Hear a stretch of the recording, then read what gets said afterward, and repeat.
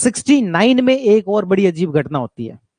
69 में एक घटना ये होती है कि उधर थे अपने प्रेसिडेंट के चुनाव, राष्ट्रपति के चुनाव, और राष्ट्रपति के जब चुनाव थे तो कांग्रेस पार्टी पूरे तरीके से दो धड़ों में बंट चुकी थी। एक तरफ इंदिरा गांधी वाली पार्टी थी और एक तरफ जो वो कांग्रेस पार्टी थी। इंदिरा गांधी वाली पार्टी थी, उन्होंने अपनी तरफ से कैंडिडेट उतार दिया वीवी गिरी जी को। किसे उतार दिया? वीवी गिरी। और कांग्रेस पार्टी ने अपना ऑफिशियल कैंडिडेट उतारा नीलम संजीव रेड्डी को। किसे उतारा? नीलम संजीव रेड्डी को। तो राजस्थान के विधायकों ने पूछा कि मैडम, या फिर क्या मोहनलाल सुखाड़िया जी ने पूछा, मैडम वोट किसको डलवाने हैं? इंदिरा गांधी जी को कहा ओरिजिनल कांग्रेस को डलवाएं कि फिर आपको डलवाएं?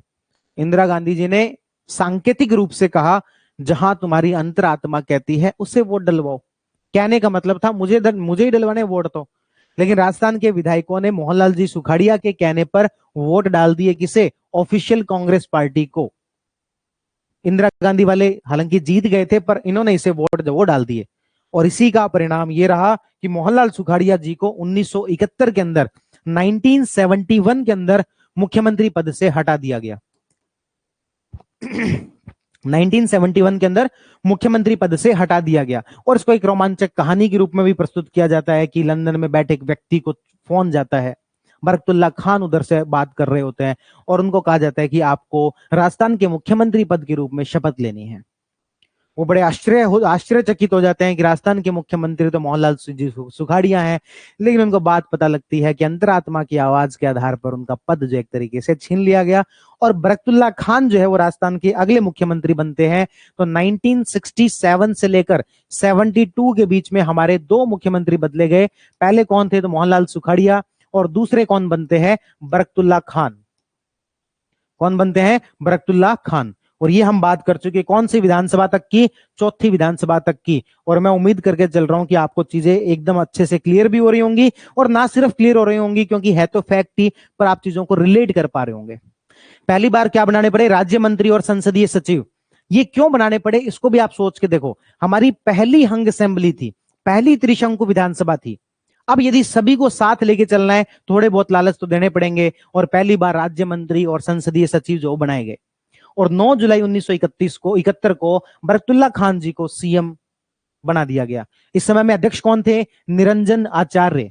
कौन थे? निरंजन आचार्य। इन निरंजन नाथ आचार्य जी के खिलाफ भी लोकसभा स्पीकर के पद से हटाने का प्रस्ताव जो आया था।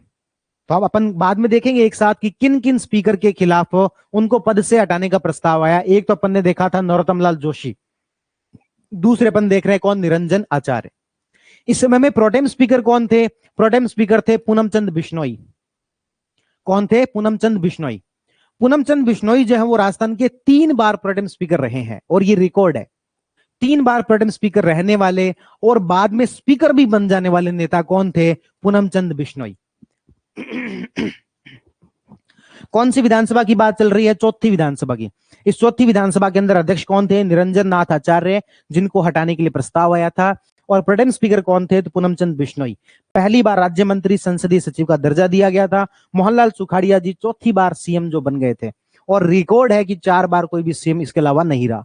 संपूर्णानंद जी और सरदार हुकम सिंह जी जो है वो इस समय में गवर्नर थे, जिस समय में प्रेसिडेंट रूल जो वो लगाया गया था। आगे चलते हैं 5वीं विधानसभा पर।